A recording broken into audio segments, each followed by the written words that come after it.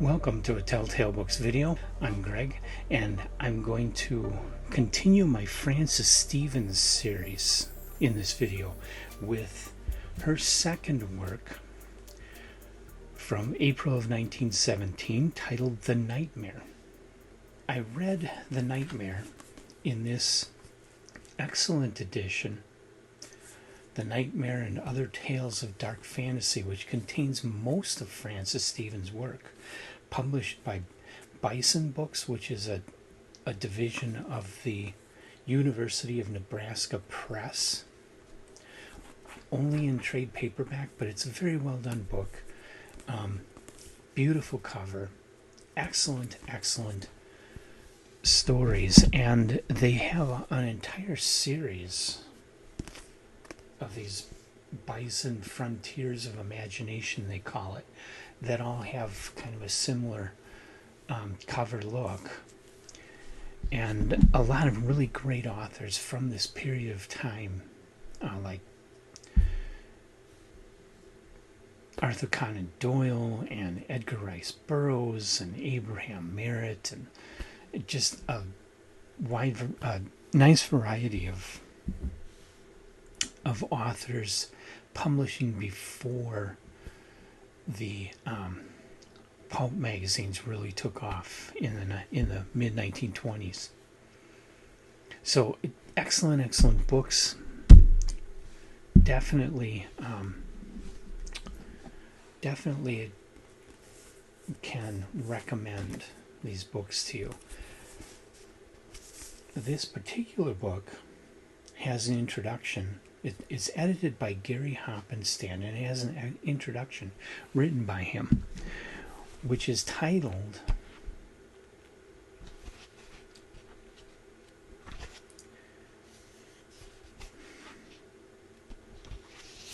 Frances Stevens, the Woman Who Invented Dark Fantasy.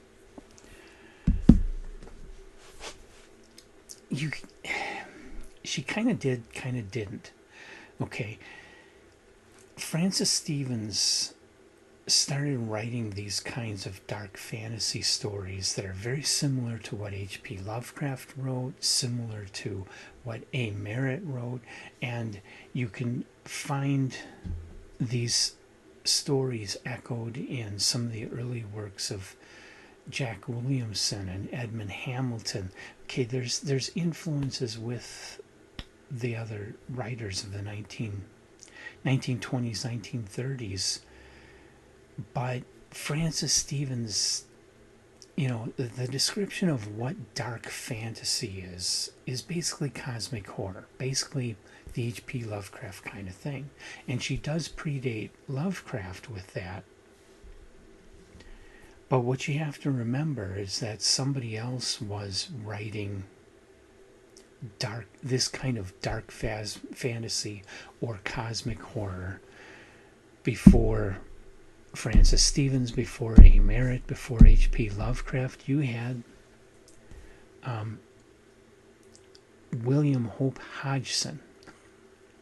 Okay, William Hope Hodgson was writing this kind of stuff as early as 1904, and yes, Frances Stevens published her first story in 1904, but it was not cosmic horror. The kind of stories that she and A. Merritt were writing were definitely invented by William Hope Hodgson, although Hodgson is, I'm thinking particularly of The House of the Borderland. Hodgson was inspired to write that by H.G. Wells's The Time Machine. So there's echoes, though I wouldn't really describe The Time Machine or other stories like The Crystal Egg as cosmic horror. There's definitely a strong influence of those stories by Wells in the work of William Hope Hodgson. And Hodgson admitted his influence from The Time Machine when he wrote The House on the Borderland. So, H.G. Wells and William Hope Hodgson explored this territory before anybody else did. And William Hope Hodgson in particular wrote what we can accurately call cosmic horror, long before Francis Stevens was writing anything cosmic horror. So if cosmic horror is the same thing as dark fantasy, which the definition in this introduction sounds like it's the exact same thing, then Francis Stevens definitely didn't invent it. Possibly the first woman to practice dark fantasy, and she was there at the beginning. I mean, before her, there wasn't a whole lot of this kind of story, but she did, she did help to push forward the whole thing. There were writers before her. She did join with other new writers in the late 19 teens to start solidifying and push forward this style, and it grew into weird tales and amazing stories, and really took off. So she is important in the development of this kind of writing, but she did not invent it. Okay. So, The Nightmare is her second published story, published in April 14th of 1917 in All Story Weekly magazine.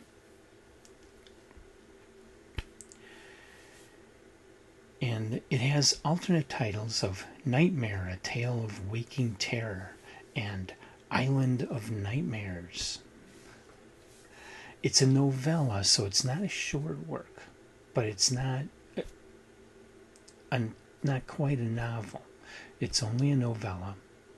About 82 pages, about 77 pages in this book. So it's a good length.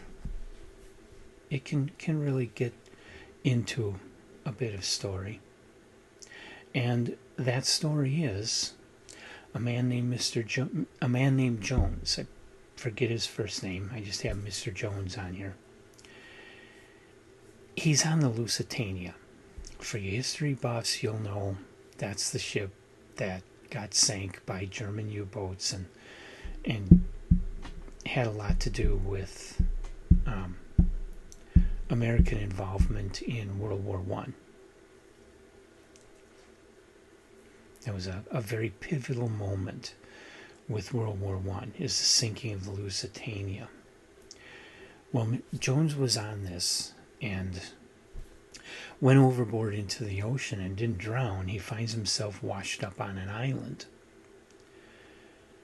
And he runs into two different teams of explorers, both of them led by Russian princes who are brothers. He runs into one brother first, escapes from him to run into the other brother's team. The first brother is aligning himself with the Russian Revolution, with the dismantling the aristocracy in Russia and creating a more fair government for the people. Though he doesn't sound like he's actually a communist. That word is never actually used in here. The other one is on the side of the Tsar and wants to preserve Russian aristocracy. Okay?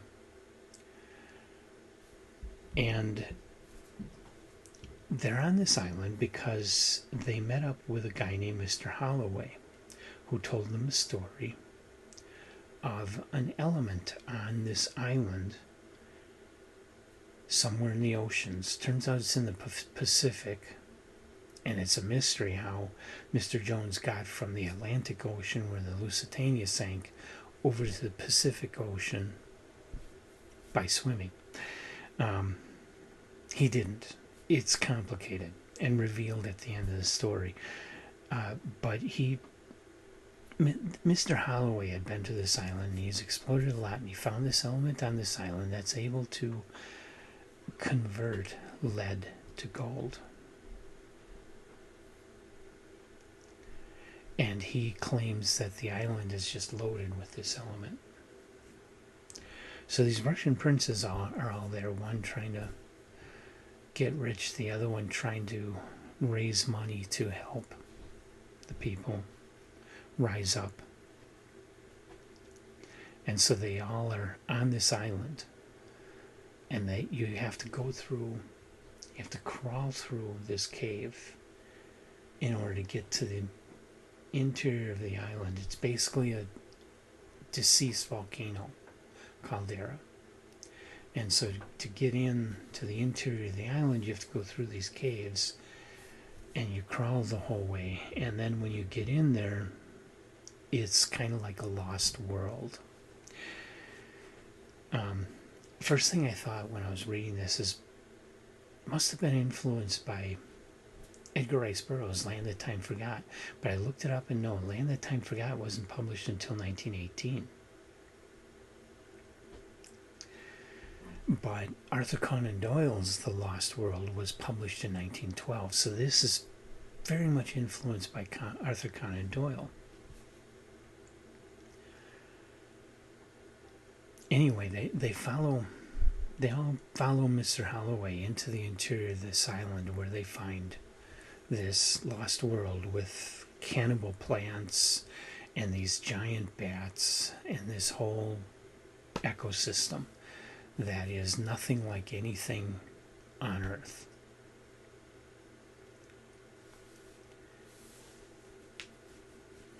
And have adventures from there. I'm going to stop the synopsis at that. It's a pretty good story, worth reading. Unlike a lot of this type of story that comes later in the pulp magazines, this story actually has a cast of characters, and the characters are pretty well done. They're not great, but they're not bad. Most of the other stories like this, I'm thinking particularly of the stories by Jack Williamson and Edmund Hamilton. You just have a single person wandering into this lost land and discovering it.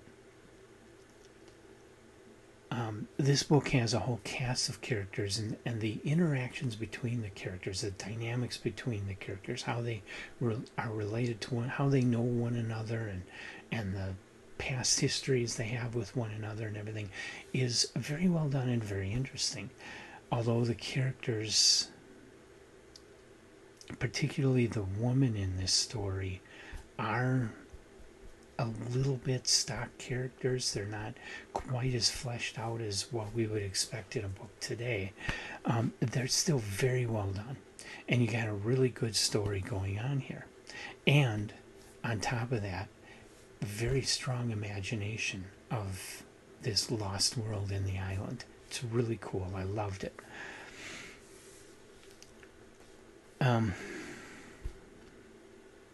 Like I say, the closest comparisons to this are The Land That Time Forgot by Edgar Rice Burroughs,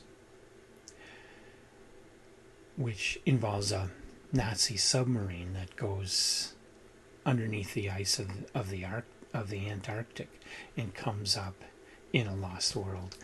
Or, of course, The Lost World by Arthur Conan Doyle, which does go to an island where there's this interior area that is a lost prehistoric world. And those two novels are much better known. Like I say, the Burroughs novel comes a whole year after The Nightmare. So Burroughs could possibly have been influenced by Francis Stevens, but Arthur Conan Doyle was there in 1912. He's the guy that him and H. Rider Haggard were writing this sort of story before Burroughs or Francis Stevens wrote it. So they are the primary inspiration for The Nightmare. The one thing I thought was weird with this was the title of The Nightmare, because you hear a title like that, it's just titled The Nightmare.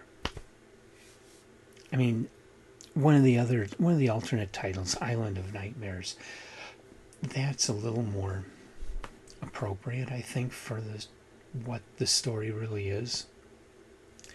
The Nightmare suggests to me a straight horror story, like Robert Bloch, psycho killer type story, or something more old dark house-ish.